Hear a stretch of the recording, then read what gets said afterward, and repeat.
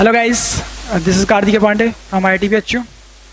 अपन fluid mechanics का एक series देख रहे हैं जिसमें अपन वीडियो लेक्चर्स देखते हैं, जिसमें कि अपन अभी हाइड्रोस्टैटिक के टॉपिक्स पढ़ रहे हैं। गाइस, एसिलरेटेड लिक्विड के केस में ही अपन आगे पढ़ते हैं और कुछ आगे एग्जांपल्स देखते हैं। उनमें एक पर्टिकुलर जो कॉन्सेप्ट अपने को पढ़ना होता है वो होता है रोटेटिंग ट्यूब। रोटेटिंग ट्यूब, मान लीजिए हमारे पास कोई एक ट्यूब है जो कि हॉरिजॉन्टली क्या कर रही है, रोटेट कर रही है अबाउट अ एक्सिस। कैसे? ऐसे।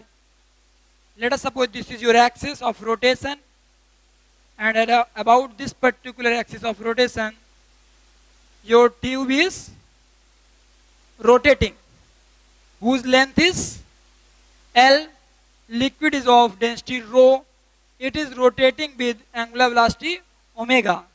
तब आपसे पूछता है कि find out the pressure variation in this particular tube।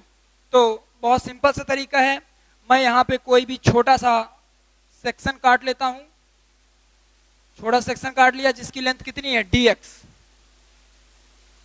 इसको थोड़ा सा और अच्छे से लिख लेते हैं। dx लेंथ का काट लिया। मैं मानता हूं कि लेट अस सपोज यहां से प्रेशर आया P और यहां से आया P प्लस dP। इधर से प्रेशर आ रहा है P और इधर से आ रहा है प्रेशर P प्लस dP। तो हमें भी पता है एक सिंपल सा कॉन्सेप्ट कि यदि कोई लिक्विड हॉरिजॉन्टली एक्सेलरेटेड होता है, ये केस हॉरिजॉन्टली एक्सेलरेटेड का केस है। कैसे? ऐसे।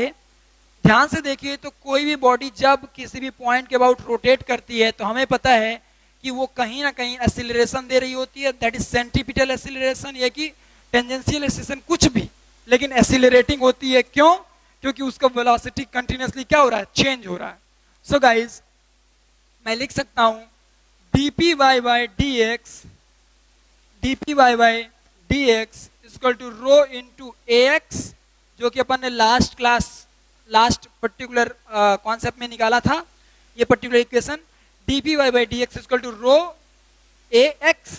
और हमें पता है कि यदि ये x दूरी पे है, कितनी दूरी पे है, x दूरी पे, और इसकी वेलोसिटी ओमेगा है, तो इस पॉइंट का जो एक्सीलरेशन होगा ax that will be equal to x omega square.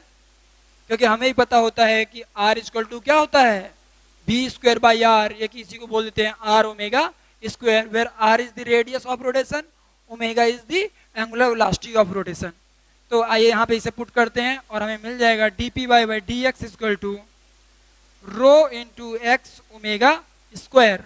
इसको थोड़ा सा अरेंज कर देते हैं तो मिल जाएगा dp equal to rho x omega square into dx। चलिए इसको इंटीग्रेट करा लेते हैं। यहाँ का प्रेशर मान लिया मैंने P1, तो चलिए मैं इसे 0 पुट करता हूँ, 0 टू P। यहाँ का प्रेशर मैंने मान लिया P, 0 टू P, ये कि P1 P2 कुछ भी कर सकते थे। 0 to P, integrating it from 0 to L, 0 to L। तो हमें क्या मिल जाएगा इनको इंटीग्रेट कराने के बाद अगले इक्वेशन में, P minus 0 is equals to rho omega square into L square by 2 minus 0 square by 2, that is rho omega square L square by 2। x dx का इंटीग्रेशन कितना होता है बच्चा, x स्क्वायर बाई 2। सो उसी पर्टिकुलर कॉन्सेप्ट का उपयोग करके अपन ने किया है, तो हमें मिल गया p equal to rho omega square L square by 2। या कि इसी को लिखना चाहते तो लिख सकते थे दूसरे तरीके से। क्या लिख सकते थे, P2 minus P1 is equals to rho omega square into यहाँ का रेडियस यदि R2 मानते और यहाँ का रेडियस R1 मानते तो लिख सकते थे R2 square minus R1 square का whole divide by 2। This will be the equation of variation in pressure in case of horizontally rotating tube. So guys, आइए इसको और अच्छे से समझते हैं एक क्वेश्चन की मदद से। तो गाइस, इस क्वेश्चन को सॉल्व करके देखते हैं कि कैसे करेंगे। Applying drop and gain method, drop and gain method, drop and gain method को अप्लाई करेंगे इस सेक्शन में तो क्या मिलेगा। चलिए यहां से चलना स्टार्ट करते हैं। लेट अस सपोज यहां का प्रेशर P1 माना मैंने, कितना माना, P1 इज इक्वल्स टू, इधर की ओर जाने में प्रेशर क्या होगा, बढ़ेगा, तो इधर की ओर जाने में जब प्रेशर बढ़ेगा तो कितने से बढ़ेगा, rho omega square L square by 2। Y L square minus 0 square करेंगे तो वही आ जाएगा। ऊपर जाने में प्रेशर घटेगा minus rho g h. As we already had gone, हम लोगों ने ऊपर पर्टिकुलर पहले ही लाइन देख ली है कि ऊपर जाने में प्रेशर क्या होता है, घटता है।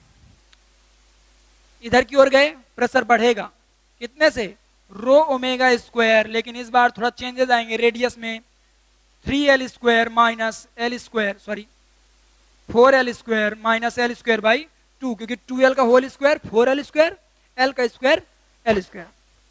तो इसको आगे बढ़ाते हैं, फिर से ऊपर गए minus rho G capital H, और फिर इधर गए तो थोड़े से चेंजेस आएंगे, rho G into omega square, sorry rho omega square into ये रेडियस कितनी हो जाएगी 3l, तो 9l square minus L square by, sorry L square नहीं 4l स्क्वायर हो जाएगा बाई 2 इक्वल टू फाइनली कहां पहुंच गए,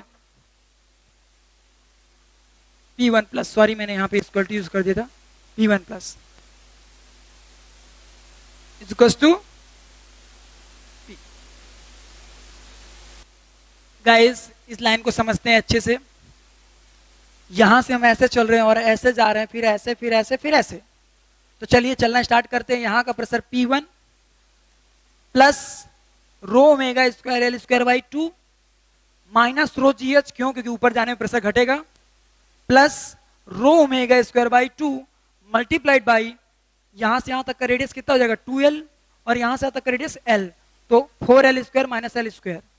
ऊपर गए प्रेशर घटा minus rho g H plus रो ओमेगा स्क्वायर, यहां का रेडियस 2l और यहां का रेडियस 3l, तो 3l का स्क्वायर 9l स्क्वायर, 2l का square 4l square by 2, that is equal to finally कहां पहुंच गए, प्रेशर P पे। तो अपन देख सकते हैं कि इतनी कॉम्प्लेक्स प्रॉब्लम को अपन ने एक लाइन पे सॉल्व कर दिया। सो गाइस अपन ने देखा कि कैसे एक रोटेटिंग ट्यूब में प्रेशर वेरी करता है, और अपन ने इस पर्टिकुलर प्रेशर वेरिएशन को निकालने के लिए, कोई भी चीज निकालने के लिए अपन ने मात्र एक लाइन का यूज किया, that is Newton's second law, summation of all forces is equal to mass into acceleration. और जो अपन ने वो यूज किया तो हमको मिला मास इनटू एक्सेलरेशन के बाद dpy by dx equal to rho into ax, जहां पे कि हमने ax की वैल्यू कितनी पुट करी थी पिछले चांस पे, that was rho into x omega square, where x omega square is what, ax horizontally acceleration, जो कि हॉरिजॉन्टल डायरेक्शन में होगा। और उसको इंटीग्रेट कराने के बाद अपन ने देखा कि जैसे जैसे अपन अपोजिट डायरेक्शन में जाएंगे हमारा प्रेशर बढ़ता जाएगा। So guys this was the all about rotating tube.